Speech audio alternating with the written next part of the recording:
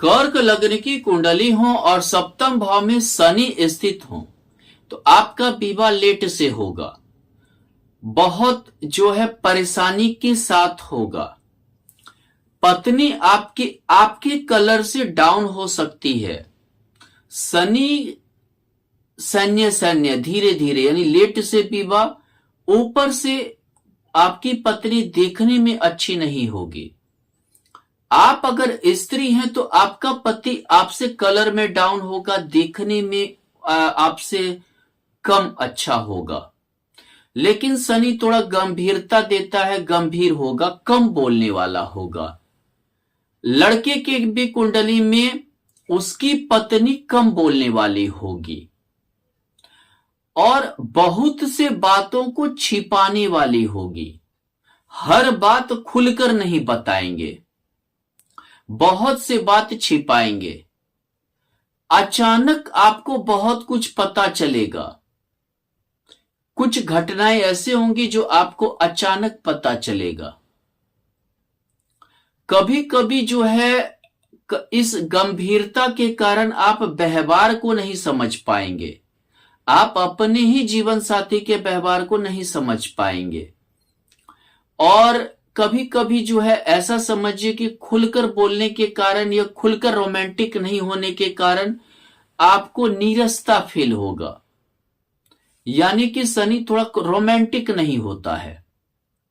हां, यहां पर शनि उत्तरदायित्व तो बहुत अच्छा निभाता है, रेस्पॉन्सिबिलिटी बहुत अच्छा निभाता है, लेकिन ये रोमांटिक नहीं हो पाते हैं, प्यार को जता नहीं पाते हैं, जिसके कारण से जो है थोड़ा सा एक नीरसता एक महसूस होता है।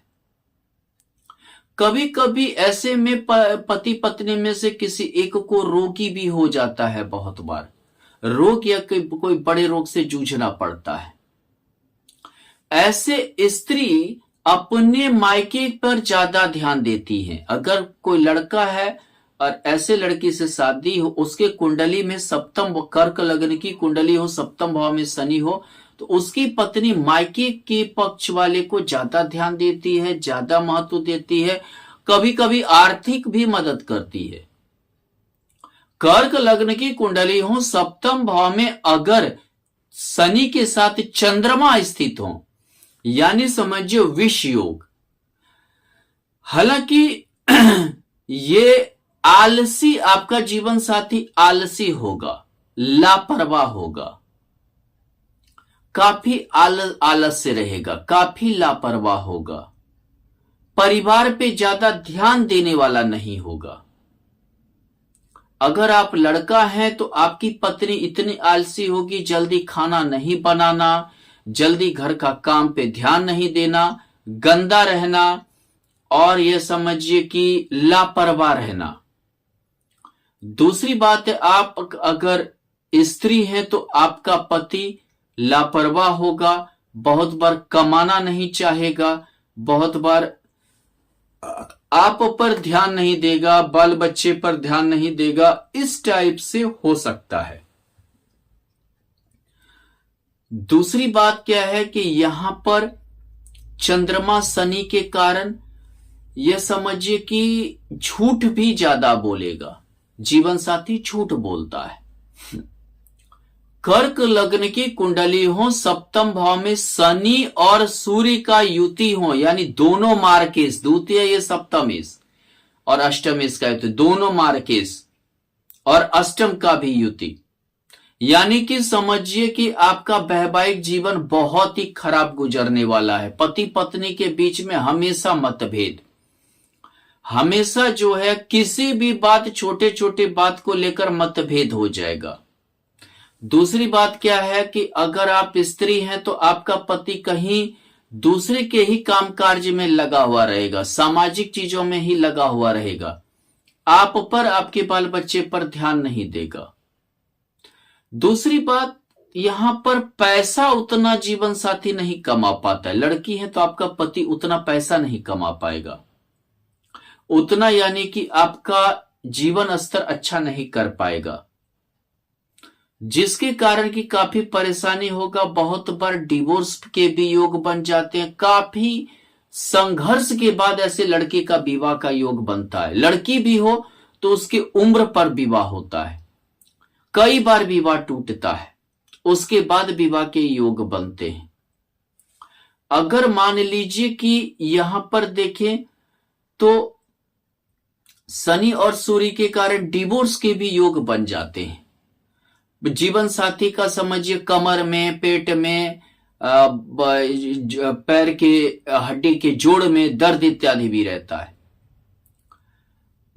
कर्क लग्न की कुंडली हो और सप्तम भाव में शनि और बुध का युति हो तो ये समझिए कि आपका विवाह आपको करना ही नहीं चाहिए। शनि और बुध का युति के कारण आपका वैवाहिक जीवन तो बिल्कुल खराब गुजरेगा। हमेशा आपका जीवन साथी आप ही पर नजर रखेगी। आप लड़का है तो आप ही पर नजर रखेगी, आपका हर बात पे नजर रखेगी और अपना नहीं देखेगी। यहाँ द्वादश भी बुध है। द्वादश यानी दूसरे के कारण हमेशा झगड़ा, दूसरे का उदाहरण देना, दूसरे का जो है बड़ाई करना, इन चीजों से आप परेशान रहेंगे। अगर आप लड़की हैं तो ये समझिए आपका जीवन साथी जो है आपके हर छोटे छोटे बातों को एक उदाहरण बना लेगा और आपके में वैचारिक मतभेद इतना होगा कि ये युग डिवोर्स तक पहुंच जाएगा। कभी कभी ऐसे में ऐसा भी होता है कि जीवन साथी आपको पसंद नहीं करेगी, किसी और को ज्यादा पसंद करने लगेगी। उसका जो है हर एक्टिविटी अच्छा लगने लगेगा। अगर आप लड़की है तो हो सकता है आपका पति किसी और को ज्यादा पसंद करने लगे। अगर कर्क लग्न की कुंडली है और सप्तम भाव में अगर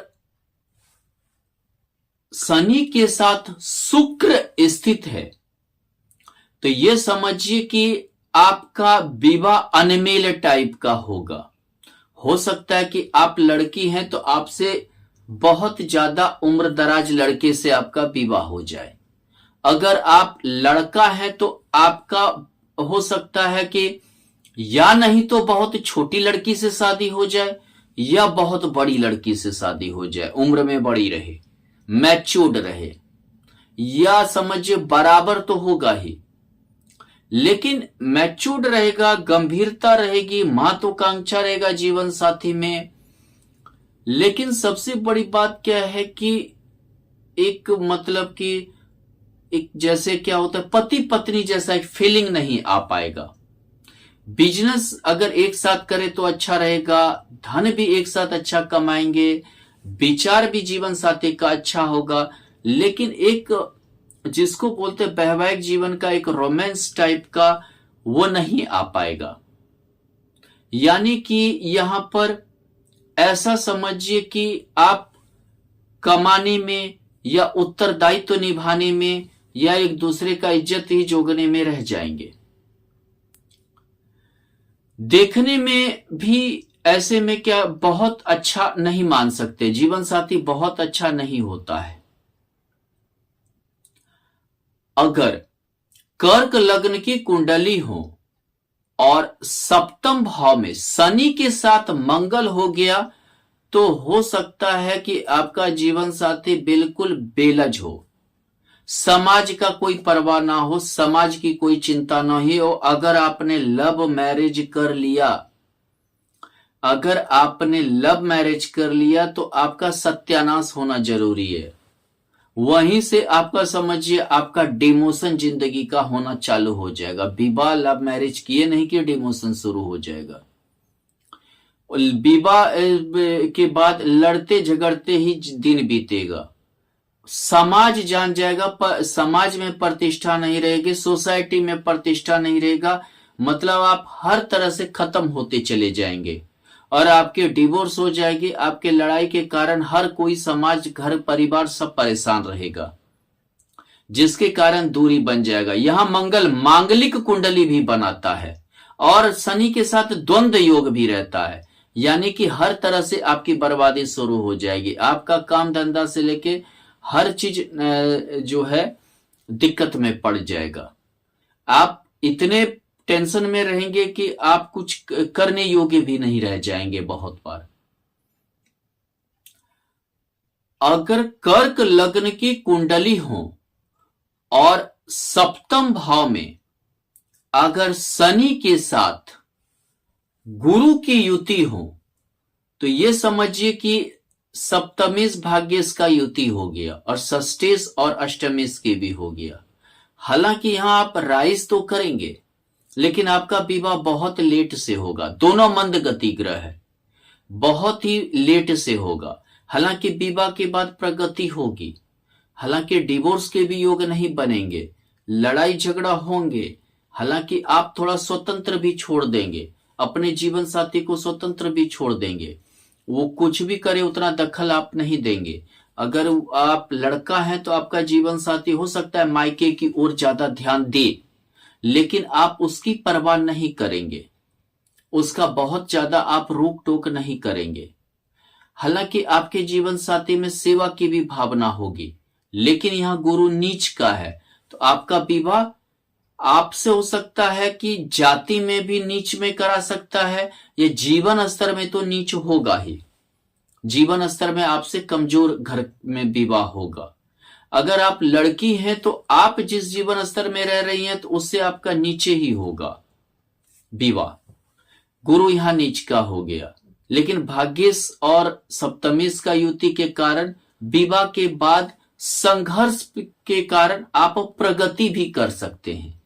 संघर्ष के बाद आपकी प्रगति भी होगी, उत्थान भी होगा, लेकिन थोड़ा सा जो ससुराल पक्ष होगा वो थोड़ा सा आपको कष्ट पहुंचा सकता है। अगर लड़का है तो, लड़की है तो आपको मायके के कारण काफी मतलब ये लड़की है तो आपको भी अपने ससुराल के कारण काफी दिक्कतें सहनी पड़ेगी। कर्क लग्न की कुंडली है, सप्तम भाव में अगर शनि के साथ राहु है तो आप विवाह ना करें तो ज्यादा अच्छा है। ये समझिए कि शक के बिहाप पे विश्वास की कमी के कारण, या समझिए कि एक माने विवाह के बाद एक दूसरे से घृणा हो जाने के कारण आपका वैवाहिक जीवन तकलीफदायक होगा। आप अपने ही जीवन साथी को पसंद नहीं करेंगे, आप किसी दूसरे को भी पसंद कर सकते हैं और जो है अपने जीवन साथी से घृणा की भी भावना रख सकते हैं। आपको उसकी आदत या उसका जो भी है अपने जीवन साथी का पसंद नहीं आएगा। अगर आप लड़का हैं हो सकता है आपको कोई दूसरे स्त्री से प्रेम या अवैध संबंध के भी योग बने। अगर लड़की हैं आपके साथ भी ऐसा हो सकता है, अवैध संबंध के योग बने जो आप दोनों के बीच डिवोर्स का कारण बन जाए।